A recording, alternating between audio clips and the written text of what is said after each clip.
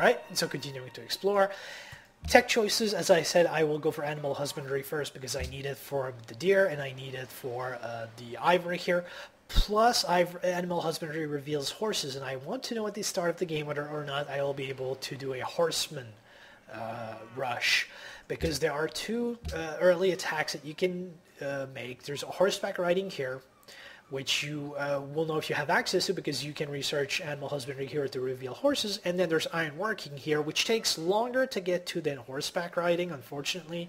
And you won't know if you have iron close by until you actually get to iron working, unlike horseback riding.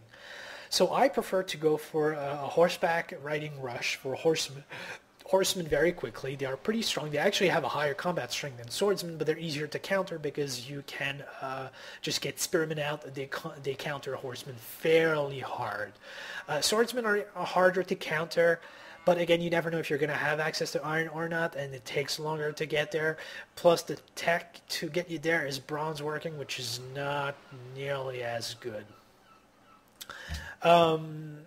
And plus, if you do reveal horses earlier, you can get access to them earlier with your worker. So it's just horseman is a faster rush, slightly riskier in terms of actual battle, but I feel that it's actually the safer path. And so now I actually have access to my first unit. I'm going to make a scout because going worker first is a little dangerous, especially since there's a barbarian encampment close at hand. I will have to keep my warrior closer to defend against this. I don't want to get attacked that early, and I don't want to lose my first worker because I didn't have the army to protect it from barbarians. So I'm going to go for a scout and then probably a second warrior. I am getting culture because of my palace and my capital, so I don't need a monument quite yet. So scout first. There we go. I'm going to try to explore a little bit with my warrior, and there we go. I'm going to have access to some gold in Washington too. That was a pretty good move, I have to say. And there's some ruins. There was much rejoicing at the ruins.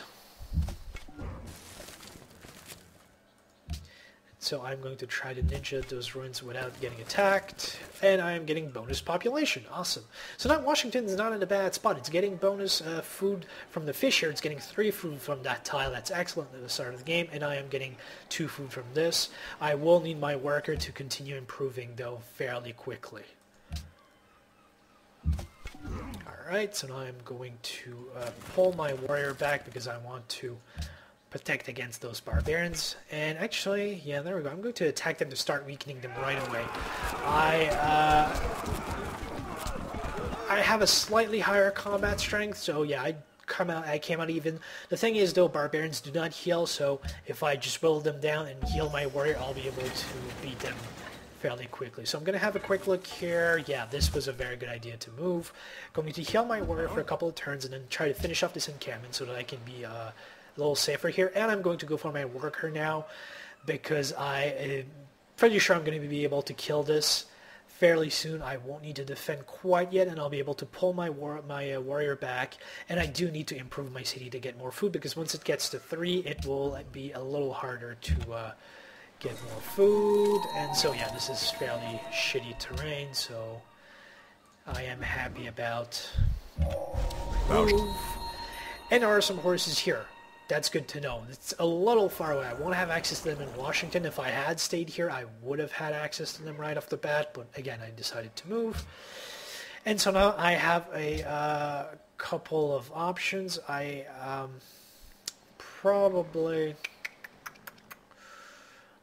questioning. I'll have to go for trapping next to get access to both of those. Yeah. Now those ruins. So I know that there are some barbarian encampments, but are very far. That is very good to know. It will take them quite a while to attack me if they do, and so I'll be able to get some more units to defend. Just have a look. Yep, there we go. Nothing of interest here. Yeah, there we go. The barbarians are already spawning. Very dangerous time.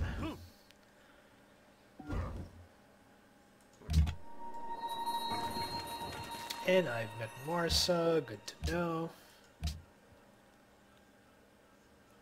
Do want to keep tabs on those barbarians, see where they're moving. Yeah, there we go. They're trying to move closer to my city, so I'm going to move my warrior back, and I'm going to try to catch them in open terrain. If they move here, I can attack them with Washington to weaken them, and then finish them off with my warrior, which will be probably the best course of action. Going to keep scouting. And they're going to attack me. I have the rough terrain bonus, so this will be a decent fight. Yeah, this is kind of shitty terrain. That was a good move.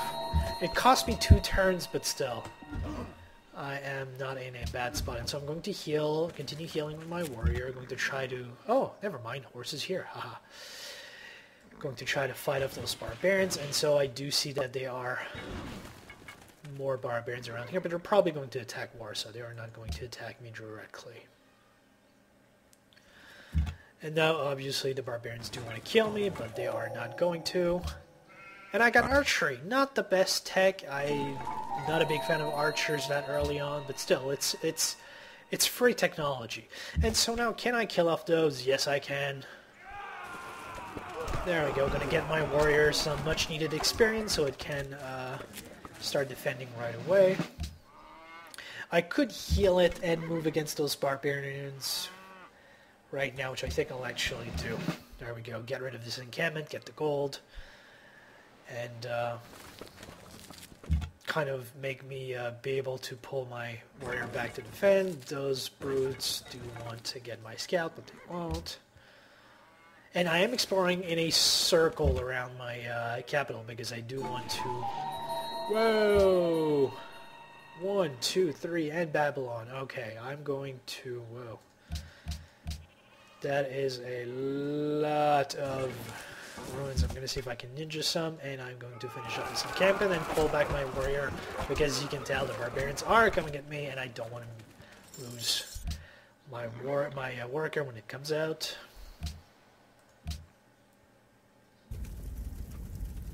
Hello, hello.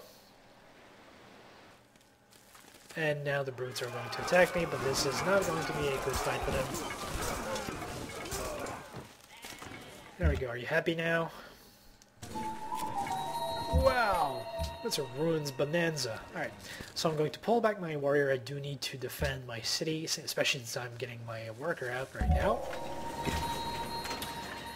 And I have 30 culture. Awesome!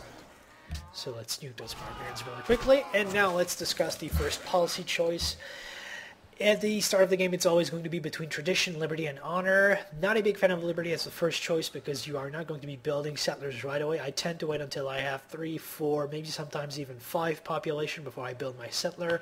And since I did get culture, I got my first policy at turn 20 instead of turn 25, so I got it a little earlier. If you get very, very early culture, like some ruins that give you plus 30 culture at turn 5 or something like that, you could get your first policy very early. So if you get it a little early, don't go for liberty. I suggest either tradition or honor, depending on what's happening. I am fighting a lot of barbarians, and I do like honor very much. The 25% combat bonus is excellent against barbarians, and knowing where the encampments are spawning is another big advantage. You are able to position your units to kind of defend against them much more efficiently if you go for honor. Tradition, I have some slight food problems, and the policies are of the first tier, if you will, in tradition are all very good. I like them a lot, but I'm going to go for honor because I do need to fight off a lot of barbarians.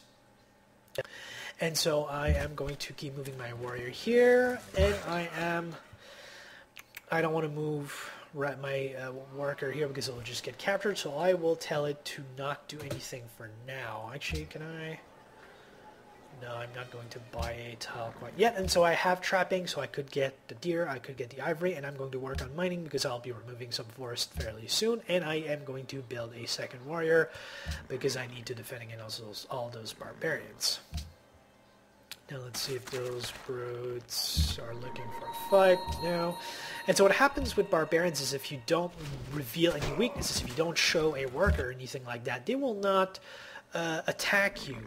They will not move in just to move in. They'll just kind of wait around, kind of piddle around, twiddling their thumbs, not really doing anything too interesting. And so you can catch them in open terrain and kill them fairly easily if you just wait for them to be exposed, which is what I like to do.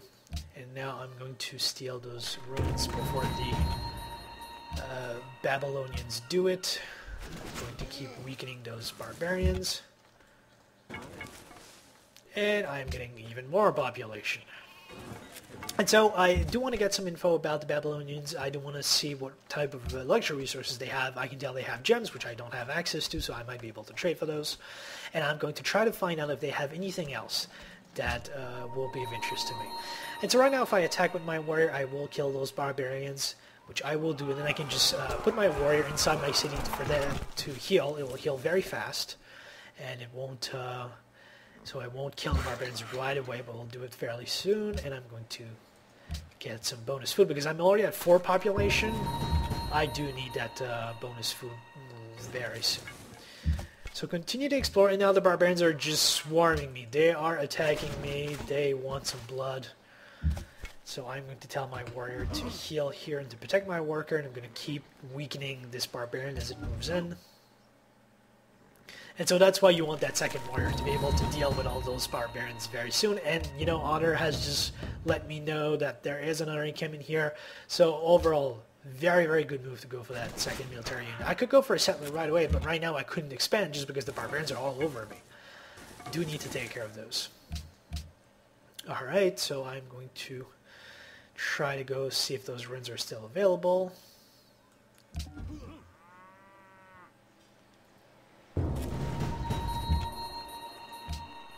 Right, and going to finish off this warrior here, this brute here. There we go, and let's see. Nope, they got those ruins. Oh well. And now I'm going to finish up those barbarians because I healed a bit, and they are in a marsh right now. They're in open terrain, so my warrior has a huge advantage, especially since it's getting plus 58 against barbarians. There's a plus 33 innate bonus against barbarians just because they're disorganized, and then I'm getting a 25% bonus from honor, which is letting me fight very effectively. And second warrior is out. Sure, you do want to get on people's good side at the start of the game. So if they grow very powerful, you're already on their good side. And... you don't want to, but whatever. And so right now I'm safe. There's a lot of encampments nearby, but I've killed the barbarians that were trying to attack me, so I'm safe. My worker can start improving my city. If you don't have the military units to protect yourself, that's the problem. Your worker cannot go out, cannot start improving your city, and so your city falls behind. And from then on, it's just, you know, it's just a snowball effect again of not having your cities be powerful enough. And so let's see, I'm going to continue working towards my horsemen, because actually the Babylonians are not that close. I am not going to be able to attack them right away. Horsemen are good for defending, but I can make archers because I did get that tech from the city ruins. So what I'm going to do instead is I'm going to just keep moving towards being able to exploit other resources around me. So I will go for pottery and then for calendar so I can get access to the silk. And since I built Washington on top of silk, I won't even have to improve the silk to get access to it right away. So my warrior's out. I have a couple of military units now. I could build a settler right away, but my Washington's going to grow in 10 turns, so what I'm going to do is I'm going to go for an archer to fight off barbarians and to be able to expand once Washington gets to 5. I did get 2 batches of survivors from the ruins, so I know that my city, even though I started 2 turns later, is bigger than other people's cities. If you look, Babylon's at 3, even though it had 2 turns to get to me. To get, you know, a head start. I am, because of those survivors, ahead in population. So once I get to 5, I will be building my settler to start expanding. So I'm going to have a look here, see if this is worthwhile to expand. This would not be like a bad settling spot, kind of along the coast here. There's some fish, but I wouldn't get access to any other luxury resources, and that's a very big factor when you're trying to expand. You do want to get access to a new luxury resource that you do not have access to in your capital, because then that kind of justifies the city's existence. But right now there's nothing. There's some silk here. The gold here I'm going to get access to eventually with Washington. Down here is just more ivory, more bonus resources. There's some bananas down here, but there's no luxury resources close at hand that I do not have access to in Washington. So that is just a bad spot. This is not a very good game start for me, and not because of my decisions, just because of the way that the starting position is construed. So Going to move my warrior here. I do know that the barbarians, if they come, will come from this encampment here, so I'm going to position it actually over here in the forest so it can kind of catch them in open terrain. And then this warrior here closer at hand will kind of keep watch on the worker, and that archer is going to move south eventually to kill this encampment. So let's see.